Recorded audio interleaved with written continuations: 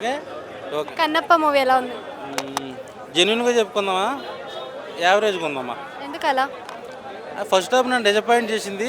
Second half Prabhas గారి cameo బావుంది. So, అంటే ఇక్కడ చాలా స్టార్స్ అయితే ఉన్నారు. చాలా రోల్స్ అయితే కనిపించాయి. మరి ఏ రోల్ మీకు బాగా ఎఫెక్టబుల్‌గా అనిపించింది? మెయిన్‌గా నేను ప్రభాస్ గారి క్యారెక్టర్‌కి నాకు బాగా నచ్చింది. సో, తర్వాత విష్ణు గారి పెర్ఫార్మెన్స్ చేశారు. క్లైమాక్స్‌లో డివోషనల్‌గా చూపిచ్చారు ఓకే. ఫస్ట్ హాఫ్ నాకు అంత నచ్చలేదు. సో, దానికోసమే నాకు యావరేజ్‌గా ఉంది. అంటే ఈ సినిమాలో మీకు ఏం నచ్చలేదు అసలు? ఫస్ట్ హాఫ్ వాళ్ళు సరిగ్గా రాసుకోలేదు. కొంచెం ల్యాగ్ సీన్స్ ఎక్కువ ఉన్నాయని నాకు అనిపించింది.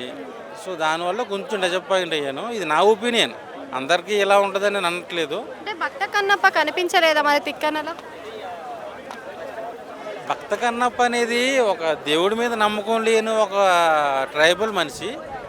తనకి జ్ఞానోదయం అయ్యి సో, క్లైమాక్స్‌లో దేవుడు తనకి కనిపించి తన కళ్ళుని శివలింగానికి పెట్టి సో, దాన్నంతా డివోషనల్‌గా చూపించుకున్నారు ఓకే. సో, దానివల్లే అలాగా స్టోరీ రన్ అవుతుంది. ఓకే. అంటే స్టోరీ అసలు కరెక్ట్ లైన్‌లో తీసుకెళ్ళలేదంటారా మరి?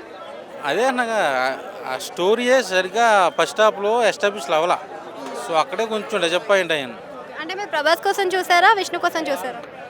నేను ప్రభాస్ గారు, విష్ణు కోసం ఇద్దరు కలిపి కలిపి ఇద్దరి కోసం చూసా. ఇద్దరి కోసం నాకు సినిమా అంటే ఇష్టం బేసిక్‌గా.